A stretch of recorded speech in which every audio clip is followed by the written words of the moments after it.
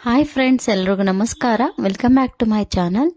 ಇವತ್ತಿನ ದಿನ ನಾನು ಪಾಲಕ್ ಸೊಪ್ಪಿನಿಂದ ಒಂದು ಗ್ರೇವಿ ರೆಸಿಪಿನ ಮಾಡಿ ತೋರಿಸ್ತಾ ಇದ್ದೀನಿ. ತುಂಬ ಚೆನ್ನಾಗಿರುತ್ತೆ ಟೇಸ್ಟ್. ಒಂದ್ಸರಿ ಟ್ರೈ ಮಾಡಿ. ಇವಾಗ ಈ ರೆಸಿಪಿನ ಮಾಡೋದಕ್ಕೋಸ್ಕರ ನಾನು 2 ಕಟ್ಟಿನಷ್ಟು ಪಾಲಕ್ ಸೊಪ್ಪನ್ನು ತೊಗೊಂಡ್ಬಿಟ್ಟು 2 ರಿಂದ 3 ಬಾರಿ ಚೆನ್ನಾಗಿ ನೀರಲ್ಲಿ ತೊಳೆದು ಸಣ್ಣದಾಗಿ ಕಟ್ ಮಾಡ್ಕೊಂಡ್ಬಿಟ್ಟು ಇಟ್ಕೊಳ್ತಾ ಇದ್ದೀನಿ. ನಂತರ ಒಂದು ಮಿಕ್ಸರ್ ಜಾರ್ನ ತೊಗೊಂಡಿದ್ದೀನಿ. ಇದಕ್ಕೆ ಒಂದು 4 ಮೀಡಿಯಂ ಸೈಜ್ ಈರುಳ್ಳಿನ ಕಟ್ ಮಾಡ್ಕೊಂಡ್ಬಿಟ್ಟು ಸೇರಿಸ್ಕೊಂಡಿದ್ದೀನಿ. ಹಾಗೆಯೇ 1 ಗಡ್ಡೆ ಬೆಳ್ಳುಳ್ಳಿನ ಸಿಪ್ಪೆ ಸುಲಿದು ಸಹ ತಗೊಳ್ತಾ ಇದ್ದೀನಿ. ನಾನಿಲ್ಲಿ ಖಾರಕ್ಕೆ ಅಚ್ಕಾರದ ಪುಡಿನ ಉಪಯೋಗಿಸ್ತಾ ಇದ್ದೀನಿ. 1 ಟೇಬಲ್ ಸ್ಪೂನಷ್ಟು ಅಚ್ಕಾರದ ಪುಡಿನ ಹಾಕ್ಕೊಳ್ತಿದ್ದೀನಿ. ನಂತರ ರುಚಿಗೆ ತಕ್ಕಷ್ಟು ಉಪ್ಪನ್ನು ಸೇರಿಸ್ಕೊಂಡ್ಬಿಟ್ಟು ನೈಸಾಗಿ ಗ್ರೈಂಡ್ ಮಾಡ್ಕೊಂಡು ಬರೋಣ.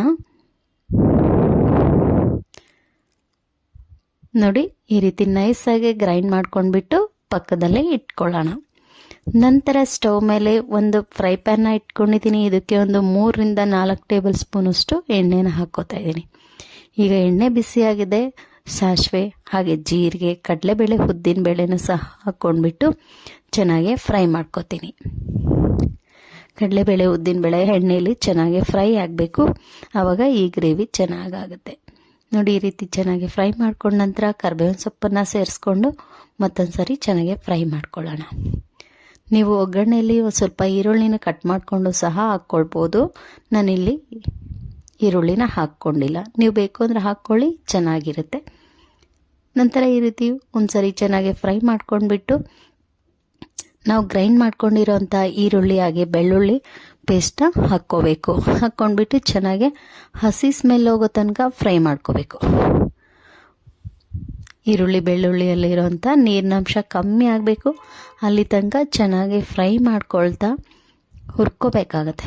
ಸುಮಾರು ಒಂದು 5 ನಿಮಿಷ ಚೆನ್ನಾಗಿ ಹುರ್ಕೋಬೇಕು. ಎಣ್ಣೆ ಎಲ್ಲ ಬಿಟ್ಕೊಂಡ್ಬಿಟ್ಟು ಸ್ವಲ್ಪ ಕಲರೂ ಚೇಂಜ್ ಆಗುತ್ತೆ. ಹಾಗೆಯೇ ನೀರಿನ ಅಂಶ ಕಮ್ಮಿ ಆಗಿಬಿಟ್ಟು ಸ್ವಲ್ಪ ಗಟ್ಟಿ ಆಗುತ್ತೆ. ಅಲ್ಲಿ ತನಕನೂ ಚೆನ್ನಾಗಿ ಫ್ರೈ ಮಾಡ್ಕೋಬೇಕು. ನೋಡಿ, ಇವಾಗ ಈ ರೀತಿ ಚೆನ್ನಾಗಿ ನನಗೆ ಗಟ್ಟಿ ಆಗಿದೆ. ಇವಾಗ ಇದಕ್ಕೆ ಕಟ್ ಮಾಡ್ಕೊಂಡಿರೋಂಥ ಪಾಲಕ್ ಸೊಪ್ಪನ್ನ ಸೇರಿಸ್ಕೊಳ್ಳೋಣ. ನಾನು ಸಣ್ಣದಾಗಿ ಸೊಪ್ಪನ್ನು ಕಟ್ ಮಾಡ್ಕೊಂಡ್ಬಿಟ್ಟು ಹಾಕ್ಕೊಂಡಿದ್ದೀನಿ. ಹಾಕ್ಕೊಂಡ್ಬಿಟ್ಟು ನಂತರ ಚೆನ್ನಾಗಿ ಮಿಕ್ಸ್ ಮಾಡ್ಕೋಬೇಕು. 1 ನಿಮಿಷದ ಕಾಲ ಮಿಕ್ಸ್ ಮಾಡಿಕೊಂಡ್ರೆ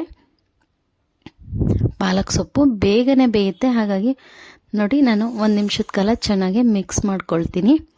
ಮಿಕ್ಸ್ ಮಾಡಿಕೊಂಡ್ರೆ ಸೊಪ್ಪಲ್ಲಿರೋಂಥ ನೀರು ಬಿಟ್ಕೊಂಡ್ಬಿಟ್ಟು ಈ ರೀತಿ ಆಗುತ್ತೆ. ಇವಾಗ ಮುಚ್ಚಳ ಮುಚ್ಚಿಬಿಟ್ಟು ಒಂದು 2 ರಿಂದ 3 ನಿಮಿಷ ಬೇಯಿಸ್ಕೊಳ್ಳೋಣ. ಇವಾಗ ಮುಚ್ಚಳ ಮುಚ್ಚಿ ನಾನು ಬೇಯಿಸ್ಕೊಂಡಿದ್ದಾಯಿತು. ಮುಚ್ಚಳ ಓಪನ್ ಮಾಡಿ ತೋರಿಸ್ತಾ ಇದ್ದೀನಿ. ನೋಡಿ, ಈ ಪಾಲಕ್ ಸೊಪ್ಪು ಒಂದು 70% ಬೆಂದಿದೆ. ಇನ್ನೊಂದು 30% ಬೇಯಿಸ್ಕೋಬೇಕು. ನಾವು ಲಿಡ್ನ ಓಪನ್ ಮಾಡ್ಕೊಂಡ್ಬಿಟ್ಟೇ ತಿರುಗಿಸ್ಕೊಳ್ತಾ ಚೆನ್ನಾಗಿ ಪಾಲಕ್ ಸೊಪ್ಪನ್ನು ಬೇಯಿಸ್ಕೊಂಡ್ರೆ ಪಾಲಕ್ ಗ್ರೇವಿ ರೆಡಿ. ತುಂಬ ಟೇಸ್ಟ್ ಆಗಿರುತ್ತೆ. ಅನ್ನದ ಜೊತೆಗಂತೂ ಸೂಪರ್ ಆಗಿರುತ್ತೆ. ಇದ್ರ ಜೊತೆಗೆ ಸ್ವಲ್ಪ ತುಪ್ಪನ ಹಾಕ್ಕೊಂಡು ತಿಂದರೆ ಇನ್ನೂ ಚೆನ್ನಾಗಿರುತ್ತೆ. ಒಂದ್ಸರಿ ಟ್ರೈ ಮಾಡಿ. ಈ ವಿಡಿಯೋ ಇಷ್ಟ ಆಗಿದ್ರೆ ಒಂದು ಲೈಕ್ ಮಾಡಿ. ಹಾಗೆ ನಿಮ್ಮ ಫ್ರೆಂಡ್ಸು ಫ್ಯಾಮಿಲಿ ಮೆಂಬರ್ಸ್ಗೆ ಶೇರ್ ಮಾಡಿ. ಮತ್ತಷ್ಟು ಈಸಿ ಆ್ಯಂಡ್ ಟೇಸ್ಟಿ ರೆಸಿಪಿಗೋಸ್ಕರ ನಮ್ಮ ಚಾನಲ್ ಸಬ್ಸ್ಕ್ರೈಬ್ ಮಾಡ್ಕೊಳ್ಳಿ. Thanks for watching.